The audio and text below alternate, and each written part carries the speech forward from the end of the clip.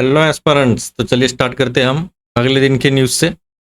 तो 24-25 अप्रैल की न्यूज़ देखते हैं हम। तो पहला है पहलगाम टेरर अटैक। बहुत ही दर्दनाक भयानक टेरर अटैक किया है इन्होंने। तो उसके बारे में हम पूरा डिटेल्स में देखेंगे कि क्या क्या चल रहा था और हमने कैसे रिस्पॉन्स दिया है। एआई ड्रिवन वेदर फोरकास्टिंग, ये जो टेक्नोलॉजी है हम कैसे एआई को वेदर फोरकास्टिंग में कितना मदद कर सकते हैं हम उसके बारे में रहेगा ये। एंशिएंट बुद्धिस्ट साइट्स पाए गए हैं अफगानिस्तान में, तो उसके बारे में हम देखेंगे। पूरा इमेजेस वगैरह रहेगा इसमें। तो चलिए देखते हैं। सबसे डेंजर पहलगाम टेरर अटैक। 26 से भी एक्चुअली ज़्यादा मारे गए रहेंगे मेरे हिसाब से, तो पर ऑन रिकॉर्ड तो बताने के लिए 26 civilians killed in Pahalgam Jammu and Kashmir. और ये एक प्रॉक्सी ग्रुप है लश्कर ए तोयबा का, द रेजिस्टेंस फ्रंट। ठीक है, तो इन्होंने ये क्लेम कर रहे कि इन्होंने किया है। अभी cabinet committee on security announce किया है 5 point action plan in response में। हमने एक रिस्पॉन्स में 5 पॉइंट एक्शन प्लान किया है। वो क्या है? तो पहला तो हम सस्पेंड कर रहे हैं इंडस वाटर ट्रीटी। अभी आपको देखने में मिलता रहेगा कि पानी नहीं है, पानी नहीं है, तो वो मेजर रीज़न वही है कि आपको अभी पानी हम देने वाले ही नहीं।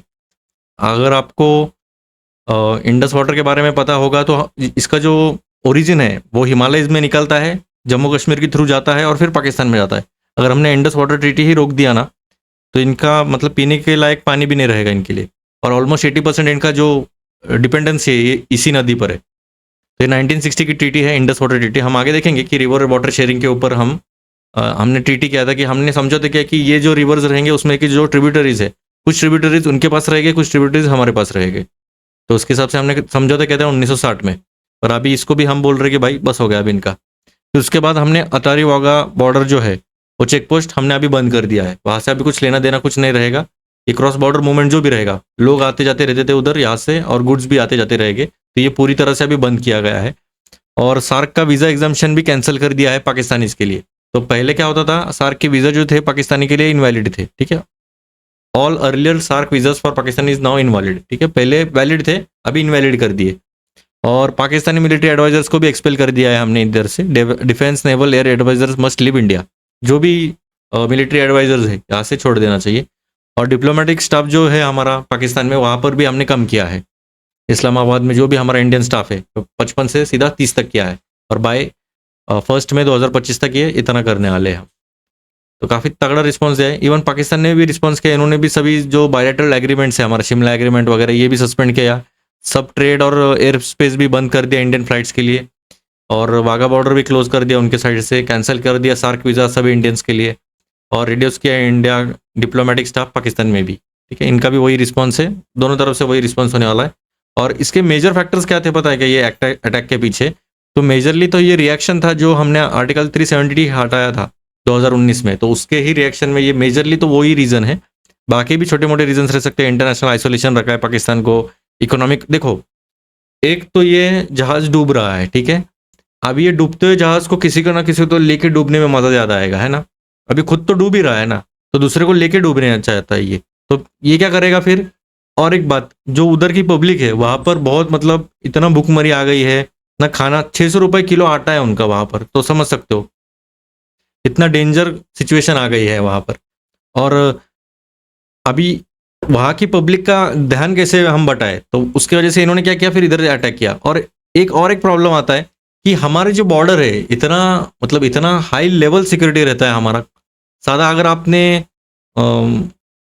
हर एक चेक पोस्ट के ऊपर चेकिंग होते रहता है, तो यहाँ पर इतने बड़े बड़े गन्स लेके कैसे आ रहे, वो एक प्रॉब्लमेटिक है कहीं ना कहीं हमारे। एक्चुअली ऐसा देखा जाए तो इवन खान सर ने भी बताया था इसमें कि हमारे इंटेलिजेंस को इनपुट मिला था कि यहाँ कुछ ना कुछ तो होने वाला है, जम्मू कश्मीर में कुछ ना कुछ तो इनपुट्स आ रहे थे कि भाई होने वाला है। पर अभी कितना एक्शन लिया नहीं लिया, अभी इसमें कुछ पॉलिटिक्स है या नहीं है वो मैटर नहीं करता, पर जो जाने गई है उसको हम कंपनसेट नहीं कर सकते। तो इसके लिए एक कड़ा स्टैंड लेना बहुत ज़रूरी है। और इवन हमारे जो आगे इन फ्यूचर ऐसा ना हो, इवन हमारे बॉर्डर्स को भी बहुत अच्छी तरह से हमने फेंसिंग करना चाहिए, ग्लोबल मैसेजिंग भी करना चाहिए during Modi and US vice president's India visit. तो ठीक है, ये छोटे मोटे रीजन से, मेजर रीजन तो आर्टिकल 370 का रिस्पॉन्स में इन्होंने बनाया था। तो अभी हम देखते हैं इंडस वाटर ट्रीटी क्या था। साइन किया गया था 1960 में, और इसमें मीडिएट किया गया था भाई हम भी है इसमें, हमें हमारा भी सपोर्ट है, ये ऐसा बोलने वाले वर्ल्ड बैंक थे। और ये पाकिस्तानी को राइट्स दिया कि 80% जो इंडस वाटर सिस्टम है उनको 80% इंडस वाटर को यूज़ करने दिया था इन्होंने। और इंडिया को अलाउ किया limited non consumptive use on western rivers. तो अभी जो वेस्टर्न रिवर्स है और ईस्टर्न रिवर्स है, देखो वेस्टर्न रिवर्स के ऊपर भी इन्होंने लिमिटेड यूज रखा था।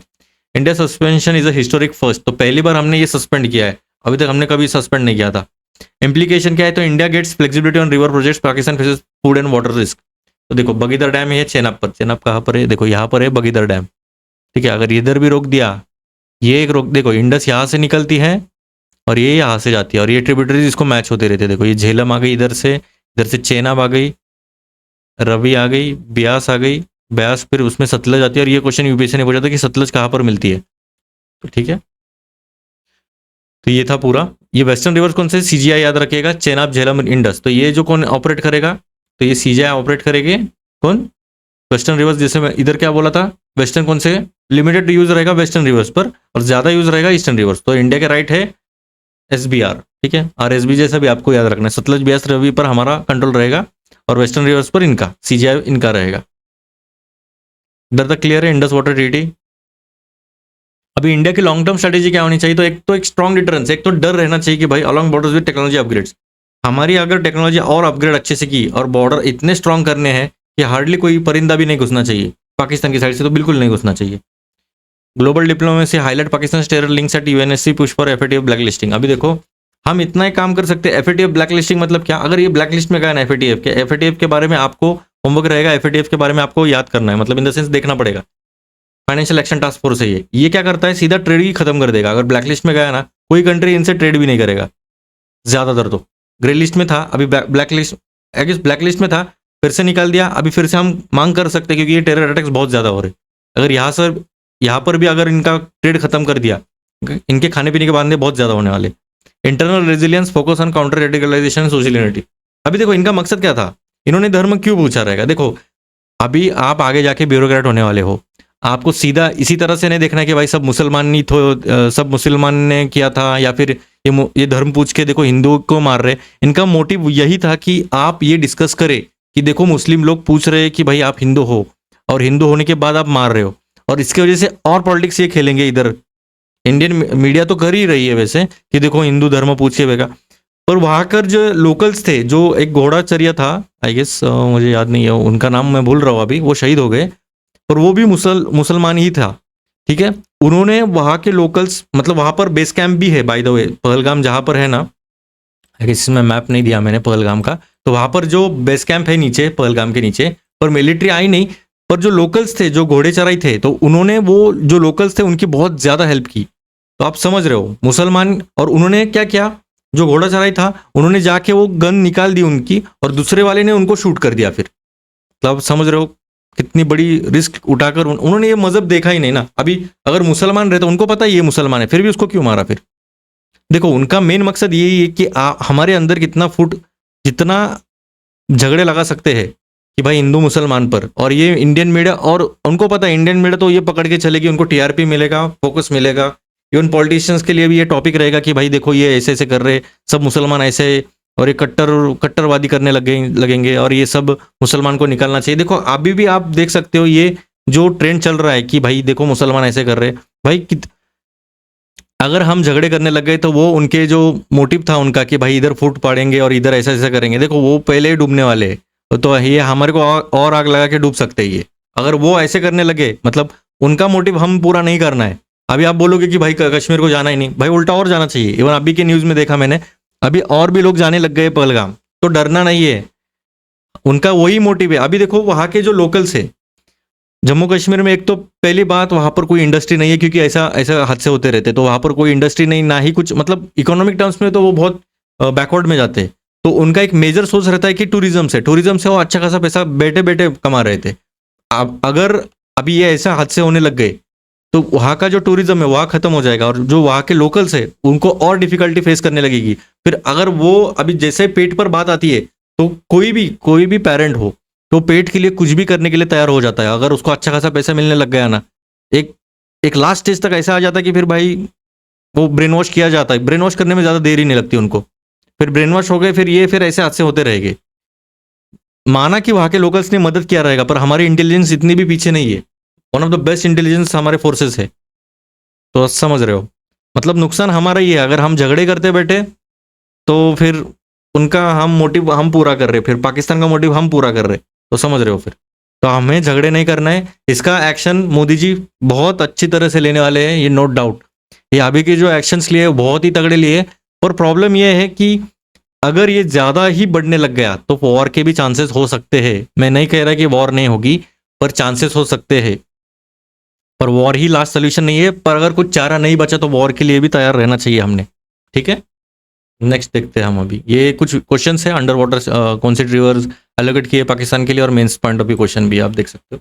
फिर हम देखते हैं एआई ड्रिवन वेदर फोरकास्टिंग। अभी न्यूज़ में क्यों है, तो अभी एक्सट्रीम वेदर इवेंट्स हो रहे हैं, जैसे हीट वेव हो रहा है, फ्लैश फ्लड्स हो रहे हैं, और ये फोर्स कर रहे हैं इंडिया को कि भाई हम अभी अडॉप्ट करना चाहिए एआई और मशीन लर्निंग, ताकि हमें बेटर वेदर फोरकास्टिंग मिले। देखो एआई जो आ गया है, आपको लग रहा रहेगा एआई ने जॉब्स ले लिया, ये ले लिया, पर भाई अगर एआई इतना इतना इनपुट्स दे रहा है, हमारा इतना काम हल्का किया है, तो वो नए जॉब्स भी क्रिएट कर रहा है। तो वहां पर भी आप फोकस करिएगा। बस इंजीनियर और डॉक्टर जॉब्स नहीं है, ना ही सिविल सर्विस है। अभी अभी सिविल सर्विस का भूत आने लग गया है, पर ऑलमोस्ट आई गेस 1500 या 1700 जॉब्स अलग अलग फील्ड्स में अलग अलग है। तो वहां पर भी आप देखिएगा, थोड़ा सा रिसर्च करिएगा। आपके पास इतना अच्छा ये डिवाइस है, आप समझ रहे हो, ये मोबाइल इतना खतरनाक डिवाइस है, आप किसी भी क्लिक पर, अभी तक का मेरे हिसाब से मैनकाइंड में अभी तक का इतना बेटर इन्वेंशन, इससे बेस्ट इन्वेंशन नहीं हुआ है। तो आपको जो भी इंफॉर्मेशन चाहिए सीधा आपको एक, अभी जैसे आपको लगेगा कि भाई अभी हाँ अभी मुझे पहलगाम के बारे में बताना क्या क्या है, मिनी स्विट्जरलैंड कहा जाता है, तो फिर समझ सकते हो। फिर उधर का टूरिज्म खत्म करने के लिए ये ऐसे कर रहे हैं, और उल्टा करना चाहिए। हमने इतने तादाद में लोग जाने चाहिए कि उनको लगना ही नहीं चाहिए कि ऐसा कुछ हुआ है, और हमें इससे डरना भी नहीं चाहिए। ठीक है, फिर से पहलगाम पर ही जा रहा है, पर वो बहुत मैं तो अलग ही वीडियो करने वाला था, पर ठीक है वो अलग हो जाएगा। मुझे कुछ ऐसा टीआरपी के लिए मुझे ऐसा कुछ करना नहीं है, बस अवेयर सिटीजन होना चाहिए, डिसीजन अच्छे से माप तोल के लेना चाहिए, और किसी के ऊपर ऐसा ब्रेन वॉशिंग टाइप नहीं होना चाहिए कि भाई एक पर्टिकुलर सेक्ट या पर्टिकुलर कम्युनिटी ऐसे करती है। टेरर का कोई रिलीजन नहीं रहता, टेरर बस टेरर ही रहता है, बस वो अच्छे और बुरे इंसान रहते हैं, ये बहुत बुरे इंसान है। ठीक है,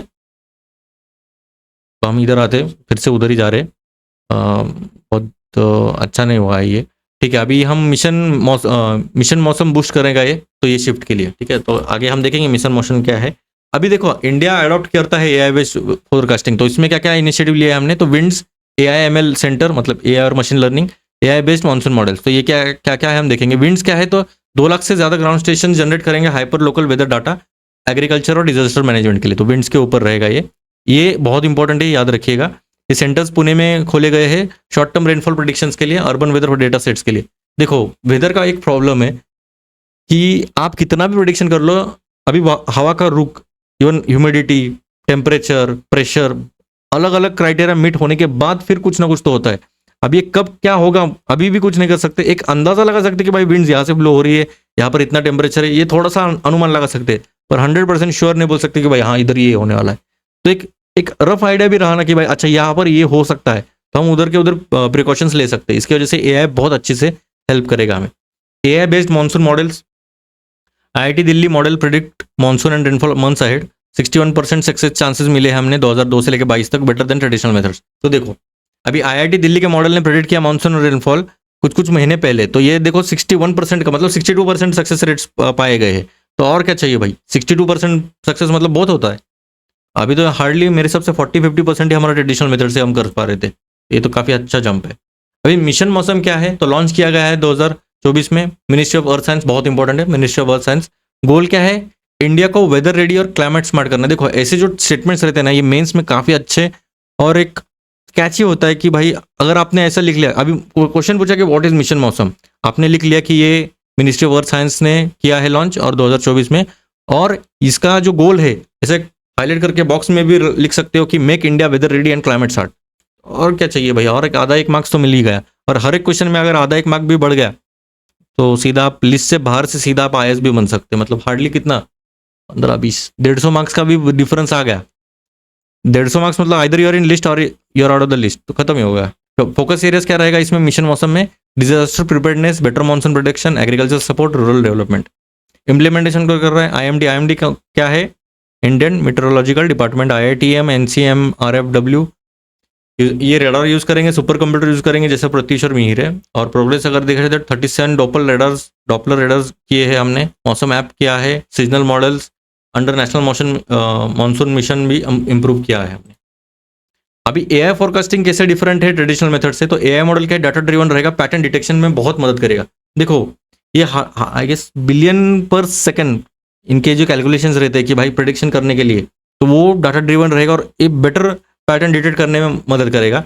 ये थोड़ा फिजिक्स बेस्ड रहता है हमारा ट्रेडिशनल मॉडल, ये भी कम नहीं है पर इसमें टाइम लगेगा, इक्वेशंस वगैरह करते बैठेंगे हम, थोड़ा टाइम का प्रॉब्लम आता है आएगा, पर वो भी श्योर शॉट नहीं रहेगा क्योंकि बहुत सारा डाटा ये इतना अच्छे से डाटा ड्रिवन नहीं रहेगा।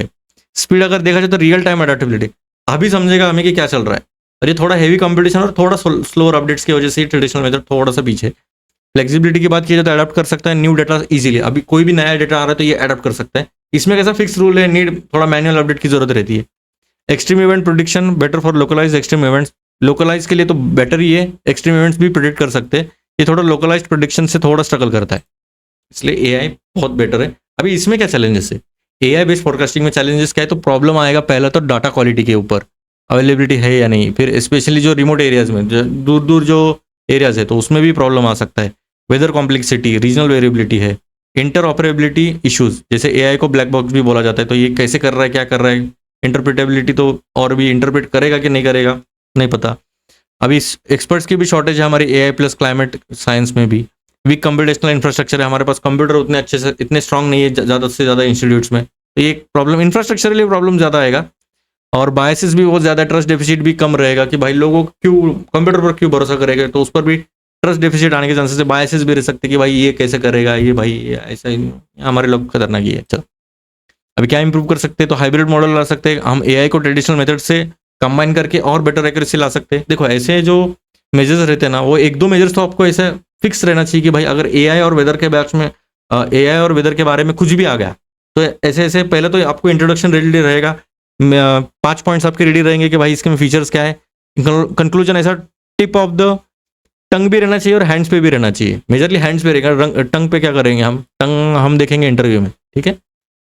तो फिर क्राउड सोर्स डाटा, अभी हम सिटीजन्स को एंगेज करेंगे कि भाई हमें hyper local weather data provide करे, ग्राउंड स्टेशंस को एक्सपांड कर सकते हैं, grow network via winds and private collaboration, global partnership कर सकते हैं, नासा गूगल को हम मदद ले सकते हैं ग्लोबल पार्टनरशिप के थ्रू कि वेदर इनोवेशंस और करें, हम स्किल डेवलपमेंट कर सकते हैं, अभी हमारे पास इतना शॉर्टेज है तो एआई और क्लाइमेट इंस्टीट्यूट के लिए हम एक सेटअप कर सकते हैं डेडिकेटेड एआई और क्लाइमेट इंस्टीट्यूट, वहाँ पर ऑफर कर सकते हैं ट्रेनिंग, होस्ट कर सकते हैं कॉन्फ्रेंस, तो हम अच्छा हद तक बढ़ा सकते हैं ये, ठीक है।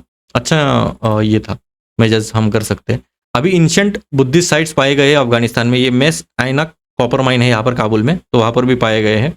अभी पहले तो the Taliban once known for destroying heritage like the Bamiyan Buddhist now claim to support preservation of ancient Afghanistan sites signalling shift in stance. तो पहले जो तालिबान जो था, तो पहले जो एंशिएंट जो भी थे, जो भी हेरिटेज थे, तो वो डिस्ट्रॉय करने में माहिर था, पर अभी ये प्रिजर्व करने में लग गया, जो कि अच्छी बात है। तो बामियन बुद्धा जैसे इन्होंने प्रिजर्व करने लग गए हैं। अभी एक एक हम देखते हैं। तो शेवा की स्तूपा, अभी मुझे पता नहीं इसका प्रोनाउंसिएशन कैसा है, सॉरी फॉर द प्रोनाउंसिएशन, जैसा दिखता है वैसे मैं ही प्रोनाउंस करूंगा। तो ये फर्स्ट से लेकर 3rd सेंचुरी एडी मॉन्यूमेंट है, ये यहाँ पर आप देख सकते हो, 20 मीटर वाइड है। ये रिफ्लेक्ट करता है कुशन और हेलेनिस्टिक ग्रीक आर्किटेक्चर, और ये फील्ड स्टोन और मड और प्लास्टर से बनाया गया है, काफी हमारा अच्छा टोम तरह ही दिखता है, स्तूपा है। और यहाँ पर देखो बामियन बुद्धा से ये कार्व किए गए 6th सेंचुरी सैंडस्टोन क्लिप्स है ये, ठीक है, आइकॉनिक गंधरन आर्ट स्क्रिप्चर्स है ये, और ये डिस्ट्रॉय किए गए थे तालिबान द्वारा 2001 में, और एक सिंबल रहता है ग्लोबल हेरिटेज लॉस के लिए। फिर कुशानेरा इंस्क्रिप्शन से 2000 ईयर ओल्ड है, ये ब्राह्मी इंस्क्रिप्शन से, यहाँ पर रॉक नीचे से वाइन मेकिंग टूल्स भी पाए गए हैं। ये हाईलाइट करता है कुशन एम्पायर का vast cultural footprint across central और साउथ एशिया। तो यहाँ तक इनका जो एम्पायर था उसका वास्टनेस बताता है, तो ये पूरा इसमें दिखा है। और ये मेस आयनक जो लोअर प्रोविंस में आता है, तो ये मेजर बुद्धिस्ट साइट थी, 1st BC से लेकर 10th AD तक, ये सिल्क रोड पर पाई गई थी। इसमें मोनेस्ट्रीज थे, स्तूपा, जोरेस्ट्रियन फायर टेम्पल, मेंट, कॉपर वर्कशॉप्स थे। ये भी शो करता है आर्ट इसमें Hellenistic, Indian, Persian, Chinese influence का, ठीक है। और बाकी तो हमने ये वही पढ़ा है, इसको ही बस हमने किया। और कल्चरल इंपॉर्टेंस की बात की जाए तो ये साइट्स जो है डेमोन्स्ट्रेट करते हैं अफगानिस्तान का सेंट्रल रोल बुद्धिस्ट ट्रांसमिशन के लिए अलॉन्ग सिल्क रोड, ठीक है। आर्ट और आर्किटेक्चर ब्लेंड है इसमें, Indian, Persian, Greek, Chinese styles का एविडेंस है, डीप इंटरकल्चरल एक्सचेंजेस का। देखो इंडियन भी है इसमें, पर्शियन भी है, ग्रीक भी है, चाइनीज भी है, तो सभी का मिक्सचर जो है आर्ट और आर्किटेक्चर आपको देखने मिलेगा यहाँ पर। और इसका प्रिजर्वेशन काफ़ी वाइटल रहेगा अंडरस्टैंड करने के लिए, भाई हमारा एंशिएंट ट्रेड कैसा था, रिलीजन कैसा था, आर्ट कैसा था एशिया में। और ये क्वेश्चन है इससे रिलेटेड ही आप सॉल्व कर सकते हैं। इसके जो आंसर्स है मैंने टेलीग्राम चैनल पर डाल दिए हैं, नीचे डिस्क्रिप्शन में आप देख सकते हो। मिलते हैं फिर। Thank you. जय हिंद।